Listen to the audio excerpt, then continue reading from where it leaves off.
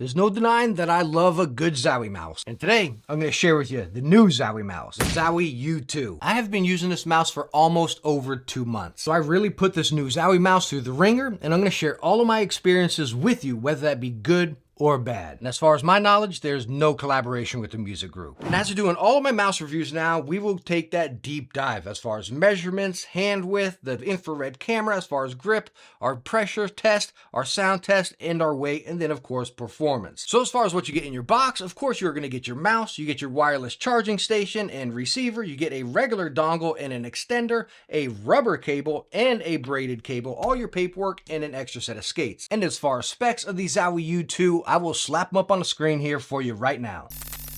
Now the first and most important topic we're going to kick it off with is going to be shape, dimensions, and feel in the hand. And I'll give you the dimensions of my hand so you can follow along with me. Now let's get a couple measurements of the U2. What you're looking at first is the rear lower flare out. And now you're looking at the front of the mouse, the middle measurements, the front measurement, our smack dab in the middle height, our upper rear flare out, and then the upper front flare out. So after looking at those measurements, you can see what I was talking about. This mouse is definitely flaring in, flaring out, and really curving a little bit more than we've seen a lot of streamlined Zowie mice. But those are just numbers. I want to give you some visuals with the infrared flare camera, and then we'll talk about a couple comparisons. So now you're taking a look at the infrared camera, and the point of this is to give you some contact points which will differ hand shape to hand shape, hence the reason I gave you the measurements. But of course you can see my hand over here is a lot hotter. This is the U2 that you're seeing here, which is pretty much blue with that rear end of green. So what I'm going to do is just put my hand on this mouse, how I pretty much mainly use it. As you can see, the tip of my finger is a little bit cooler than the rear, but hopefully this will be able to give you a good example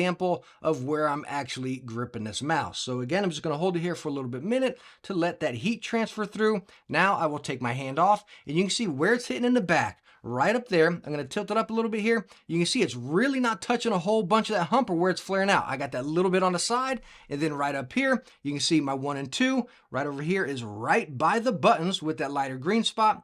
And then on the side over here, you can see me gripping a little bit more towards the front. Now, I also want to show you a Zowie ZA underneath the heat signatures as well, because this is going to be a mouse we're going to be comparing it to, and this will probably be a mouse a lot of people are comparing to as well. So let me go ahead and put my hand on this. Now, I do have grips on this, and just straight out of the gate, even before you get into comparisons, you can feel that hump on the ZA significantly more. And now I am going to take it off, and just look at that hump right there, right on the rear end there, and then right over here onto the side. So after looking over those heat signatures, and why I show you heat signatures now is because, again, I can talk about it touching here, touching there, or touching here, but I want to physically show you it actually in my hand, what it is doing. And again, comparing it to that ZA, which I think a lot of people would comparing it to, they are significantly different. So let me touch on those differences with a couple of comparisons. We're talking about the ZA12 and then the Pulsar X2H2. This is the size 2, since all of these are right on that medium line. Starting right off here with the U2. Again, talking about those curves, your thumb just sits in there like a glove, but nothing's crazy going in on this side. Your fingers can really rest on there. They're not getting pressure points. You're not getting any kinks from them rolling in too much or flaring out too much. Your thumb flows right into place right by those side buttons, which are very big, which we'll talk about those in a second. And as far as the hump, it's there if you need it, right? I can sit here, dance it, move it around. It's not touching me, but I can pull it back there and still let it rest into the back of my palm. Now coming over here to the ZA, talking again, the medium version here, this clear as day right into my hand with that same grip I was using over here. That hump is in my palm. You can pull that ZA in, really lock it in, and get those really precise shots right there. That's what I've always loved about the ZA when I used to play Call of Duty. Now with me playing a little more Fortnite, I love flicking and dipping, dancing around a little bit more, and that's where the U2 came into play. Now coming over here to the X2H2, this is clear as day, wider, and not as extreme with the curves as the U2 or with the hump on the ZA. This is a little bit, I don't know if I want to say safer, because it is definitely bigger than these two as far as the width, and you feel that in your hand. And that hump, I do feel it a little bit more prominent in the back over here on the U2. As you're catching between these two, it feels a little more safe. And a really weird point I want to mention, talking about the U2 feeling a little more safe, is the dimensions right down here where it flares in is a little bit more slender than I usually prefer. Just coming off that WL Beast mouse, I told you I like it because it's a little wider. With the X2H, I like it because it's a little wider. I can use a smaller mouse if it's wider. Confusing. I know, it really is. And it took me a little while to really get down with this mouse. I had to use it for a solid week or two before I can adjust my hand and be like, now I know how to use it. And of course, the other reason why we love Zowie mice is they are always built like a tank, and that is no difference here. I'll take the pressure gauge, we'll press on the side by the buttons all the way up to 12 pounds, no flex whatsoever. If we go over to the opposite side, again up to 12 pounds, no flex. On the bottom, I can go up to right at 4 pounds and it will start flexing, but of course, if you're pressing the bottom of the mouse, you're using it completely wrong. Now, as far as on the top, or the rear end, all the way to, again, 12 pounds. This mouse is built incredibly solid.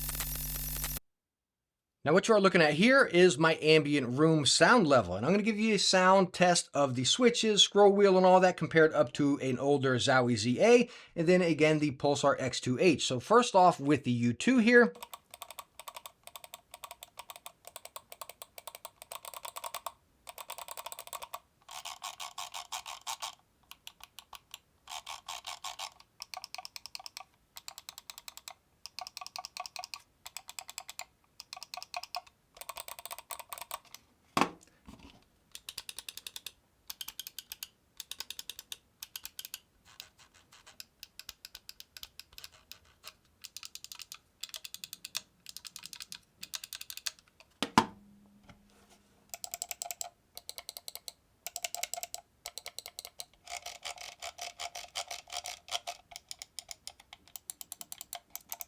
Now, after we got a good listen of all the switches across all these mice, I want to talk about them because they are all very different. And I want to talk about the U2 first off. As far as the 1 and 2, they are crispy, right to the point. Now, I am a lighter 1 and 2 presser. I'm more of a firmer side gripper, as y'all know.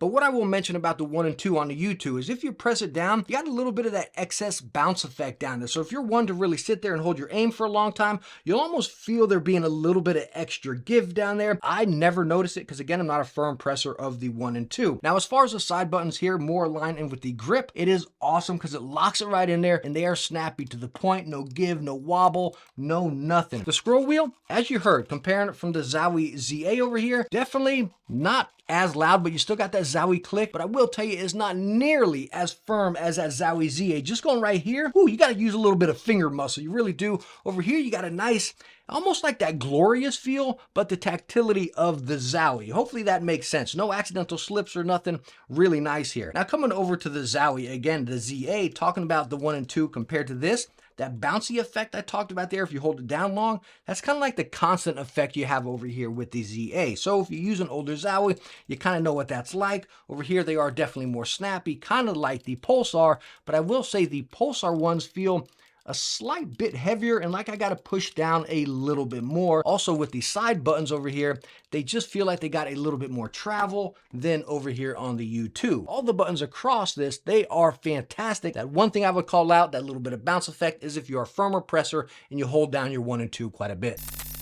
Now let's go and talk about that glide test. And of course, this is going to depend surface to surface. I used it on the Lethal Game Saturn Pro. And then my new favorite pad being the High Ground Performance pad. This is more of a hybrid pad. It's not as grainy as many other hybrid pads, really smooth, hence the reason I can still use it. And again, a slower, softer pad being the Lethal Gaming Gear. So when I take the mouse and actually push it across here, you can see it's pretty balanced all the way front to back. Coming over to the High Ground one, same one, of course, is going to move faster on the hybrid pad, but you can see it is balanced front to back and it doesn't really peak from the front or the rear as it stops. Now going right in line with that glide test there are these skates. You can see that front skate is quite unique because you got that cutout for the charging dock. You can see that front skate is clearly used. All the way up into the middle, you got those pressure points as far as it gliding on. There's those little scratches, but coming over here to the rear one, you can see it definitely sinks in a little bit more and it's gliding more on the edge, kind of like we just saw on that WL Beast mouse we talked about. So what we're seeing there is the contact point of the skate on the outer rim and then the inner rim on the front one and then just the outer rim on the outer skate, hence the reason of those pressure points being right there primarily. And you do notice that as far as on a pad,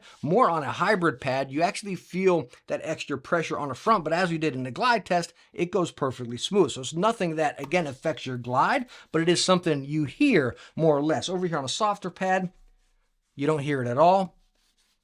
Over here on a hybrid pad, you do hear it a little bit more. Kind of like the Viper Ultimate when it came out with that dock.